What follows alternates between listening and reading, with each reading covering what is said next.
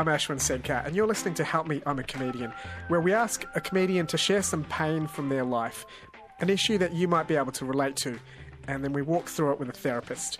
My guests today are comedian Stav Davidson and psychologist Dr. Rachel Hannam from North Brisbane Psychologists. Hello to you both. Morning, afternoon, hello. Hello, Ashwin. Stav, do you want to kick us off? Tell us your story. Okay, I'll tell you my bridge story. I'm Stav Davidson. I'm a comedian. I also work on the radio. I was born in Scotland, and when I was 8 years old, we moved out to Australia, where I lived in Geraldton in Western Australia. Then when I was in grade 6, my mum met us at the school with everything we owned packed in a car, and we drove across the Nullarbor Plain and moved to Sydney, where we were homeless for a while. Then we moved up to Brisbane, and in that time I lived in 36 to 40 different houses. I went to 7 different schools, and the relationships that my mum was in were both very abusive. And also during that time, my father, when I was 21, killed himself by drinking himself to death. And that's where we are now. Wow. Yep. Rachel, that sounds like a lot. Do you want to cancel your 2 o'clock? Or It is a lot, yeah. And I'm always in awe of people, and I meet them all the time, who've gone through a lot in their lives and, you know, have succeeded and been so resilient.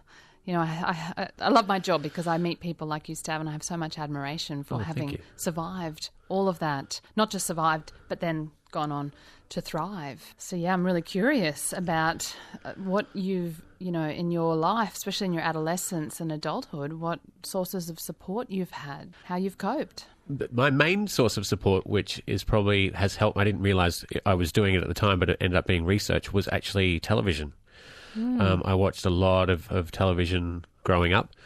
I know pretty much all the 90s sitcoms, anything that happened in the 90s on television I was aware of. Who was the most therapeutic television character in your life? There's a few that when I first got together with my wife, she didn't realise, and over the course of the time she's realised that my personality is a pastiche of a lot of characters. Benton Fraser from Due South, the Mountie, is a big one. It's where I get all my manners from. I still open doors for people. I still say thank you kindly when anyone gives me something, and I use his strict moral code as a gauge. Chandler Bing is probably another one, which is why I'm here. And David Letterman was a big influence as well. But I've worked, in thinking about it, because, you know, as you get older, you sort of reflect. I think it was the regiment of it that I liked. Like, you knew when a show was on. This was back in the day before you could binge and watch them whenever you wanted. It was the structure of it and knowing that they were on every week at that time, and that gave me some sort of structure in my life when there was no structure anywhere else. Yes. So. Out of the bits that you recounted and maybe other things you haven't said, what do you think had the most impact emotionally? What was the biggest sort of sock in the emotional guts for you? Can you remember? I think probably the moving around so much was the toughest. I was very shy anyway. Right. And then to continually have to restart at new schools and things. And then also it got to the point where I wouldn't make friends because I'd know in 6 months we'd be packing everything up and moving again, so there wasn't much point in forming any relationships. And even now I've bought a house and I won't move. You know? So a real sense of loneliness, isolation sometimes? Yeah. I grew up with a sister, a bigger sister, but I still felt she dealt with it in different ways, so I definitely felt very alone, more, but I sort of swayed that more to I'm an individual rather than I'm alone. You know, I was that quirky, loud shirts kind of, kind of guy who was always that wacky dude, which is, I think, what was my defense mechanism, I think. But it was tough. But a defense mechanism that's come with some success for you. Yes. As well. Yes. Well, yes, definitely. Any downside, though? Any cost to having that as a defense mechanism? I'm very bad at emotion. Showing any at all. I tend to, even with it's a constant source of problems with my wife because we don't argue, and that's not because there's nothing to fight about, it's just I refuse to. Right. You shut down. Yeah, I do, completely. Get very quiet. Most people say I'm a sulker, but I'm not sulking, I'm just refusing to engage emotionally with you, I think. Mainly because I saw growing up how that in my life it ended up yelling and screaming and every glass in the house being smashed and things like that. So I don't want to open that up.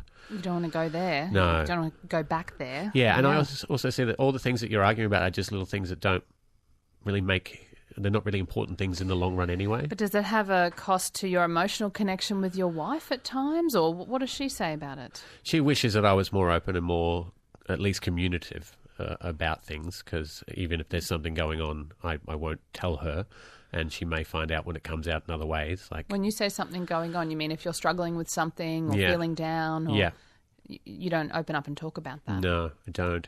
But she can sense it. Yes, she can. Yes. And she tries to sort of probe you or prompt you to talk about it. Yeah. And is it that you don't know how to talk about it, or you're too scared to talk about it? Both, I think. Yeah. I don't know how to do it without it going to 110%. And I don't like that feeling as well. So, will you sometimes open up a little bit, or just not at all? Generally not at all. Generally not at all. Maybe a little bit. Maybe to certain other people, I'd probably open up a little bit more, but not. Yeah, most people would say I'm a pretty closed book. So. Is it because you don't want to feel the intensity of the emotion, and if you start talking about it, it's going to start coming up inside you, and that's overwhelming? That can be it. Too much. I also don't like to show it, not weaknesses, but I'm sort of the guy that just goes through everything. You don't want to be vulnerable. Yeah, I think so.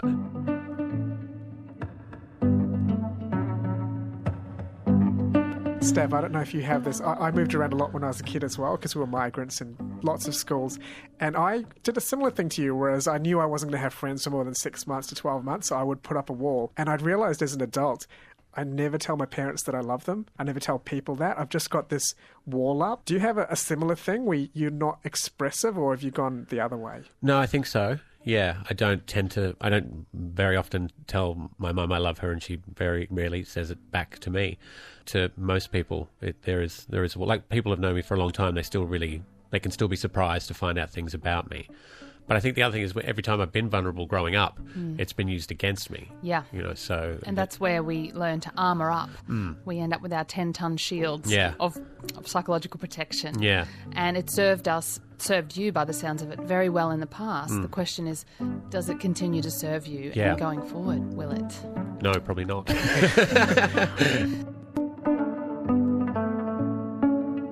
What do we do, Rachel, if we're not naturally vulnerable, open people? What are some ways to open up? Well, first of all, I would say absolutely respect yourself and honour your defence mechanisms. Human beings don't like being vulnerable, even though it can be a very useful, valuable thing to learn to tolerate. So first of all, honour those defence mechanisms. If you beat up on yourself for, being emotionally shut down or defensive in any way, that's not going to work. So accept yourself as you are. There's a concept we use nowadays in psychology which comes from chemistry, actually, called titration. Do you know what that means in chemistry? No. In chemistry, titration is where you get two chemicals that if you just pour them into each other immediately, they'll kind of explode. But if you drip one into the other slowly, it slowly absorbs and doesn't explode. And so in psychology, we use this term titration, which is about letting yourself feel emotions just a little bit at a time. Go into the emotion and then come out of it. So tell my parents I like them. Build up. Yes, exactly. Just bit by bit, kind of letting yourself become more and more comfortable with discomfort. Yes. But not pushing yourself too hard. Stav, is that something you can do? Open up and just get a little more uncomfortable every day? It sounds like it would be fun, doesn't it? It's everything's worth trying once to see how it goes. Except that you've got to try this over and over again. Yeah, I think I have made a few inroads, and just in recent years in that area, but it's still not where it needs to be. What are some examples of things that have made you uncomfortable recently? My life's open for everyone to observe in the job I work in radio, and we're always judged by it. We have ratings every 8 weeks or so, and those days are always hard for me because I don't like to celebrate if we do well, and I don't tend to feel bad if we don't do well either. And that doesn't really... So when we went number one in the last ratings, and everyone's very excited and very happy, and I almost went home just to get away from all that because I don't want to experience it. To me, it's not, there's no emotion actually happening in there, so that makes me feel really uncomfortable because I don't really understand why I'm not You're a comedian as well, though. Do you feel the same way when you're on stage, that you can't celebrate the good gigs too much because then when the bad gigs happen, you'll have the same attachment to it? Completely, yes, and that's exactly what I say. If I was happy every ratings we did well, then every ratings we did badly, I should be miserable, and that's every 4 weeks. I'm going up or down. Yeah, and Rachel, that sounds to me like Zen. That's quite a Zen Buddhist attitude. Is there a problem with not fully feeling the joys and the pain? Everybody's different in this regard. My question is always, is it because you've kind of gone numb, or is it because you're genuinely pretty philosophical and calm? I think it's the second. I have a tattoo of it on my body. One of my favourite quotes is Bruce Lee, be water, my friend. You put water in the cup, it becomes the cup. You put water in a jar, it becomes the jar. That's how I try to look at everything, which I think I've done also because it helps with the emotional side of things, because that way you can stay sort of on either side of the emotion. Equanimous, I think the Buddhists call it. Oh, yes. There you go. Yeah, on that even sort of keel, neither kind of being, hugely affected by the high highs or the low lows, and kind of keep going. Yeah, which can seem strange to people, though. If something really genuinely excitingly good has happened and you're not feeling the emotion that they are, it sort of makes people uncomfortable. Is your wife like you in this regard? No. She's more emotionally kind of up and down. Yes. Yeah. Because some people can't do what you're describing. I think of friends and clients of mine who will cry very easily. I'm a bit like that myself, and even if we try to be stoic and very zen, some of us are just more sensitive, right? That's fair enough. And working with that as well. Everybody's different. I'm like the same when I watch the Broncos. I can't celebrate tries because they're not that exciting to me, but everyone around me is celebrating. I was like, okay, it's time to pretend like you're excited. Put your hands up. Is that because you just don't love football as much as they do? That could be it.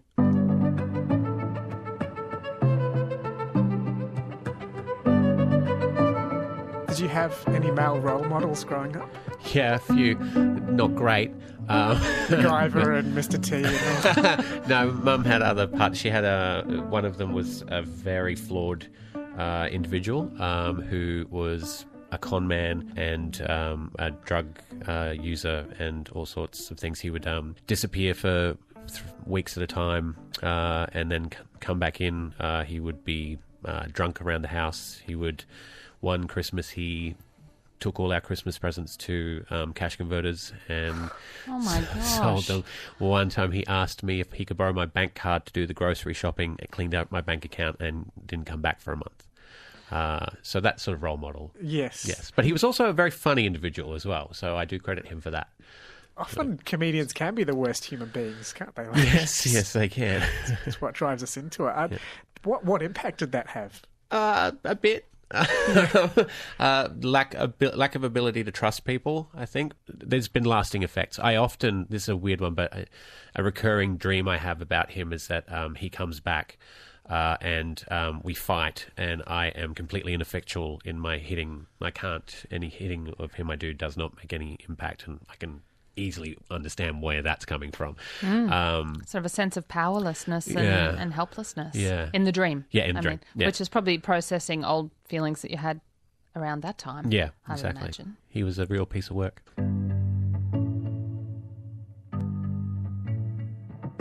Rachel, if we're in that position where we don't trust people anymore, what's a good way to develop that again? Go to therapy. You're biased. You have to say that. I do. It's one of the first needs that we experience when we're very, very little and come into the world. It's sort of almost like one of the first most primal questions we have before we can even think in language is the world trustworthy? Can I trust? Erik Erikson's first stage of development from 0 to 2 is trust versus mistrust. Is the world a safe place? And so it's that kind of primal and that kind of core for us. And then our experiences, as you've described, Stav, become experiences where we learn the message is you can't trust. People are not trustworthy. Or for some people it might be men are not trustworthy or women are not trustworthy, or I can't trust myself might be another message people get along the way. And these are distorted beliefs because, and they're generalizations because, of course, the reality is we can learn to trust ourselves. Some people are trustworthy, and we want to become discerning rather than naive or cynical. You know, we want to find that middle ground of discernment where we can trust ourselves to discern whether or not we should trust and how soon, and you know. And so I guess in my job as a therapist, I'm working with people to uncover their core unconscious beliefs and change their internal conversation and get out of their comfort zone and see if they can experience new and corrective experiences that will, you know, start to, which means being vulnerable, that'll start to change their beliefs about themselves and others. You've never seen a therapist before. Have you come up with your own visualization or other approaches to work through this stuff? No. but I don't know. I'm of the belief, like, I often say to people, because when I do tell any portion of my story, everyone's like, wow, that's insane. But to me, I've got a friend who grew up on one street in a large house with parents that were rich and has never worried about that sort of stuff. And that's messed him up in a completely different way. Completely different way. You know, but he's still messed up, you know. And so everyone's story is their story. And it can be that you come from privilege and you've never had to work a day in your life. But that can do as much damage as what I've been through.